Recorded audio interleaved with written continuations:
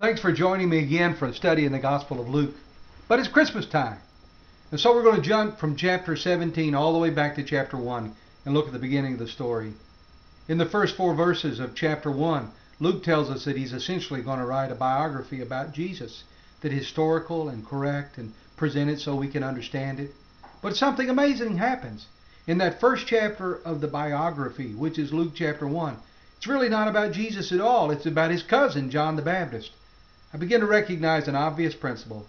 That is, every person's spiritual biography begins with another person.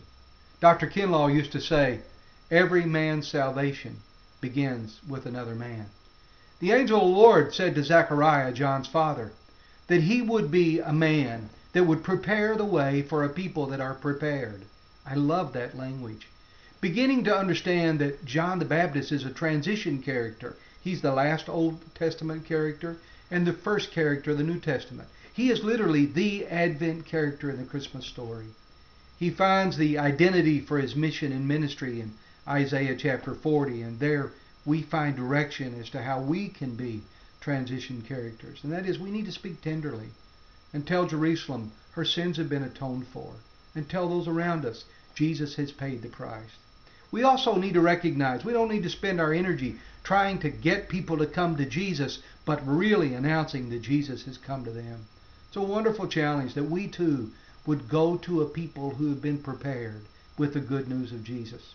My friend and hero, Dr. Millard Reed, tells a story about running in Korea, and 2 or 3 mornings passing a large group of Koreans exercising in the park. And one day an elderly Korean gentleman just motioned for him to come and join the exercise pattern.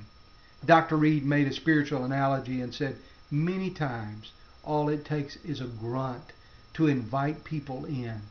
So in this season, I want you to recognize the call is on us to be transition people, to be people that literally are making a way for a people that God has prepared, because prevenient grace has prepared the way for those around us to hear the gospel.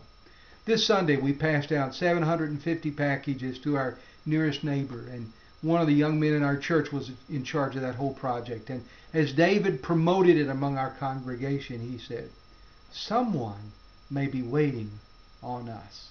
I want you to be aware in this Christmas season that you and I are in the role of taking the gospel to a people who have been prepared, and someone may be waiting on us. Thank you for joining me today in the study of Luke chapter 1. Spend some time especially with verses 16 and 17 and recognize the calling of God to be the first chapter in someone's spiritual biography, to make a way for somebody that the Lord has prepared. May the Lord bless you in this season as we anticipate the birth of Jesus. Thanks for joining us for this study and for just the meat and potatoes.